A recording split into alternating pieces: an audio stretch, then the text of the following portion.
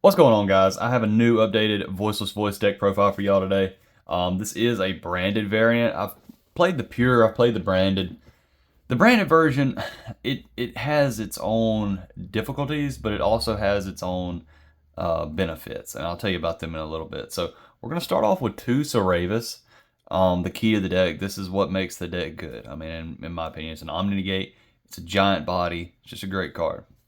One Saravis, one Pendulum Graph. So the Pendulum Graph is strictly for Tempa. It also helps in certain situations where you can have an Omni and a Spell Negate. But in the future, I might would just play two Saravis for targeting negation. But this worked out, so I would leave it alone for now. We're going to play 3 low of the Voiceless Voice. And this is your number 1 starter in the deck. And then Saphira, which honestly, Saphira might be your number 1 starter in the deck, depending on how, depending on the game state and what's on board. But a lot of times, Saphira comes up as an extender in my experience.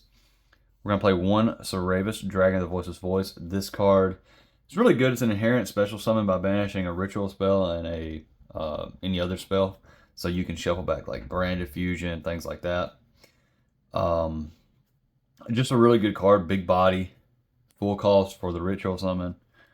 3 Barrier of the Voiceless Voice. This is another great starter in the deck. Just a great card. And then 2 Prayers of the Voiceless Voice. This is another really important card. There's hands where like this is all you have, and you just have to go with this. Like this, and this, and maybe you couldn't normal summon or something. You already normal. I don't know. A lot of different hands, but this is a good card. And you got to play 2 because you don't want to break on this plus this. Then we're going to be playing the one Blessing of the Voiceless Voice. Blessing is so good. I played through Shifter and Calamity Lock last night in the same game and still won the game. Radiance of the Voiceless Voice, another great card. I keep it in going second. A lot of people take this out. I don't. So, anyway, that's it for the Voiceless core. Let's move on to some of the other sub-engines. Okay. We're going to play 3 Diviner. So 3 Diviner is, I think whether you're playing the branded variant or the pure, this is like really the way to go because it's a better starter than low if it resolves, because then you get the Trias and then you have options for lots of different things. So, of course, the one Trias Hierarchia, this is just mandatory, and it's not really a brick. I mean, it kind of acts as another Saravis sometimes, but you do lose the body. And then 3 Preparation of Rites. I should have said that before. This is really all still just an extension of the Voiceless core. Because, like I said, Diviner is not bad. Having 2 normal summons in a deck sucks sometimes. If you have low and Diviner and that's like the only good cards in your hand, it can kind of suck. But there's a lot of times where it works out. 3 Branded Fusion, because, max out on it. And then 1 Fallen of Albaz. So, one thing I would change, don't make the mistake that I made. I would probably, in the future, I would probably maybe keep one of these. Or play 2 of these. Or I may play like a Bestial Magnamut, because you can search Saphira off of that too. And I think you should play the Bestial Magnamut, but I kind of threw this deck together last minute, so there was times where I couldn't. There was no way for me to really make Lubellion, so yeah, kind of sucked. But nonetheless, it can still do things. It can get you access to stuff that you need off Blessing. Like if you open Blessing in this, it can get you access to a starter. So it's just a great card. It's just a great package in general. But yeah, I would probably play the Magnamut, or maybe two Albaz. Okay. Hand trap lineup. 3 Imperm. Best hand trap in the game. 3 Veiler. Another just great effect negation hand trap. 3 Ash Blossom. So only 9 hand traps.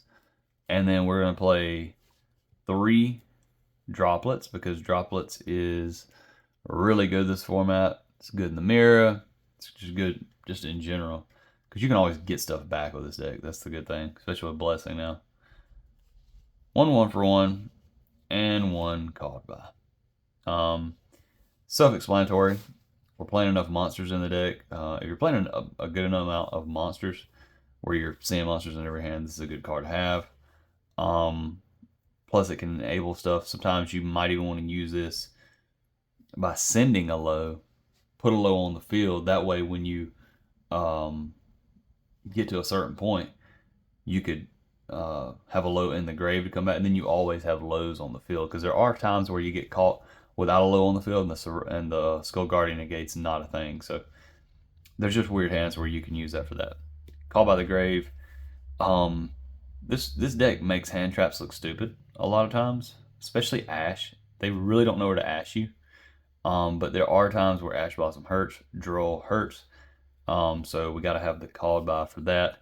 And then, of course, Dimensional Shifter. There's just cards that don't really help us out at all that we don't want to let go. If you're not a fan of droplets, then I would sub this for Ghost Ogre. Ghost Ogre with this deck, for some reason, feels kind of good. Or it could be Nibiru, because Nibiru is the full cost for the tribute. But you would want to see one of these with Nib. And Nib did win me a game last night.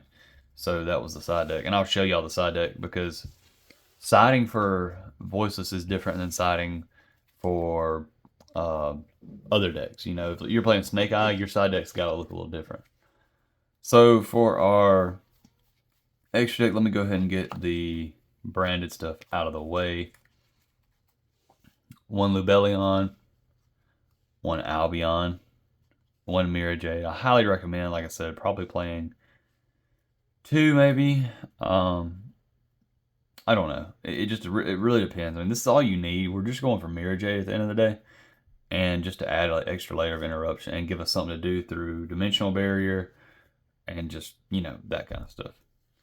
Alright, so that's it for our fusions. And that's another great thing about this deck is D-Barrier doesn't always kill the turn. So the link package, let's go into that first before we go into the synchros. So our link package, and this does come up. So we're going to start off with 1 Anima, because you can make it in this deck really easy. That's how you get into SP. I just thought about something. I didn't even put SP in this deck. Oh, I was playing without SP the whole time last night. We're going to go with 1 Salamangreat Almirage and 1 Secure Gardna. This is how you do the Blessing play. There's certain hands where this is your only way into Skull Guardian, or if your low gets impermed. So yeah, great card. Then we're gonna go with 1 Dynamondo. So this is kind of the cards that you use specifically with the Voiceless stuff. Then we're gonna go into our dark. Selene. Selene only comes up if you have a spellcaster engrave. So if you have like a Veiler engrave, then you can use this. So I may end up playing like a dark spellcaster or something, just have 1 more spellcaster. I'm just gonna have to kind of look, like maybe for the Branded Fusion target. 1 Goddess of the Underworld and 1 Access Code Talker. And there should be an SP in here. I don't know what I would cut. I really was missing. What was I missing last night? I needed a SP at times, which I don't think it came up last night, but just I could see myself wanting that. You could possibly cut Selene. It doesn't come up that much, but when it does come up, it's good. So now for our Synchro package. And it's good just to have options. So that's why we play these Synchros. Alright, and that's it for the links. So let me go into this. Okay. 1 Odd Eyes Meteor Burst Dragon. This is what you summon off of the Pendulum Graph Dragon. This is your anti-Tempai card. It's not the be-all end-all, though, unfortunately. But it's good. A Self Synchro Stardust Dragon. You make this with Diviner and Saphira. There's hands where You know, maybe you have the trap, you have this, you can make this. Go into that, and then go into Dispater. Special summon out something from Banished, and you have a big body and a monster negate, and then Chaos Angel. Chaos Angel, there's certain hands where this is on your inboard, and it's just, you know, big body, and plus it's a banish on summon. Just a really good card, and you can make it. Like I said, it gives you something to do under barrier, dimensional barrier. Which, I mean, it does suck to get buried in this deck since we are a ritual deck. But like I said, I won through dimensional barrier last night. I think I won through it. Well, at least once, maybe twice. For our side deck, starting off with 3 Feather Duster. I mean, 2 Lightning Storm, 1 Feather Duster. And, you know, just back row. We don't really like back row in this deck. Back row decks kind of suck. And you kind of want to play into your strengths. This deck is good against decks that are heavy back row. So, yeah. But we also don't like stuff like Runic Stun either, but we just want to be well prepared. 3 Nibiru, again, this will be a game. So, it's a great card. 3 D-Barrier. Just, you kind of need it for Tempai, and then just every strategy, like Centurion, it came up against Centurion. No, Pearly, it came up against Pearly. Pretty much a turn skip for Pearly. 3 Ghost Ogre, this is good against a lot of stuff. This kind of won me a game against Centurion last night. Prevented that Calamity Lock. Because we don't want to get Calamity Locked. Although last night, like I said, I did play through Shifter and Calamity Lock in the same game. This deck can do that. More back row hate. 3 Cosmic Cyclone. Again, you just never know. You just never know what they're holding. You know, you don't want to get skill drained or something stupid going second. This deck is a lot better at breaking boards than you think. A lot of people think this deck cannot go second well. But my experience is the opposite. I think it goes second very well. If you know how to play your hands. A lot of people, they don't prioritize the right things in this deck, I think. And that might be the issue. So let me just go into a simple combo for y'all who have not played the deck before. And I will show y'all what the deck does. So this is where you can get with 1 card.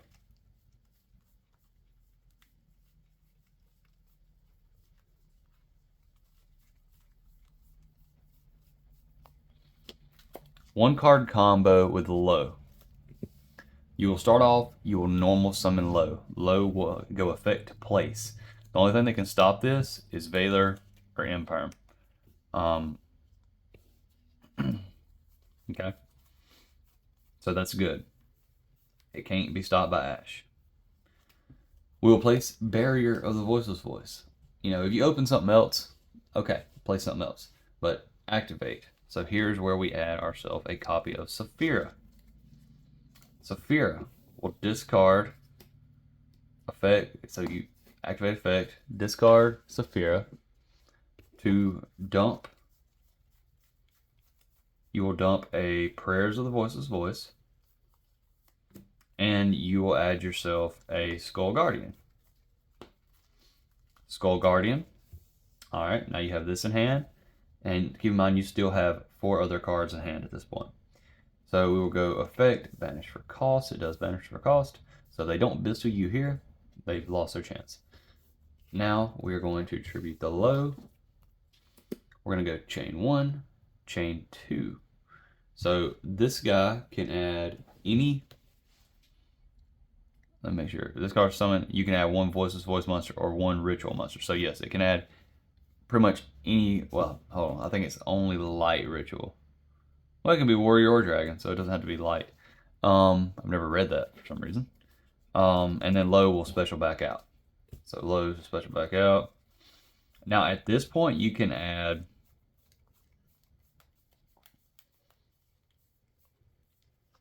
depending on what you're playing against, you can add this guy. You can have this guy, or you can add the Pendulum Graph Dragon. You're not going to be able to do anything with the Pendulum Graph Dragon. So let's just say you had another spell in hand. For the purpose of this video, we're going to say you had another spell in hand. And we would just banish this, which I don't like this play a lot of times. You would not banish it. You would shuffle this back, and let's just say you had another spell or an extra one of these in hand. You just shuffle them back into the deck and inherently summon this guy. On your opponent's turn, this guy can tag out into your hand and then go into Synchro. And this is a inherent summon negate. So basically, if your opponent XZ summons or something, Synchro summon, whatever, you can just negate the summon. And yeah, really good. Sorry, you can't see it over there. Or you can go another route. You could just add the add your follow-up. You could add another Saphira, or anything. You know, there's just so many different. Yeah, it has to be a monster, unfortunately. I always forget. Anyway, so at this point, we've summoned 3 times. So what you can do here to make this combo better, you have to be careful with this, though, because it's a little dangerous, in my opinion. Oh, so we'd have prayers in the grave still. And then let me put this back in our hand. But you can add that just for the heck of it. So we would go, if you don't want to play in a nib, then you can't do this, but you would just go for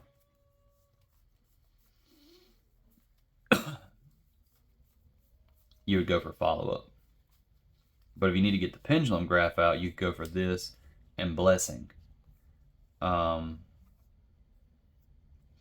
on your hand. Like I said, we're just going to focus on the combo, the normal combo, and we're not going to worry about nib or anything like that.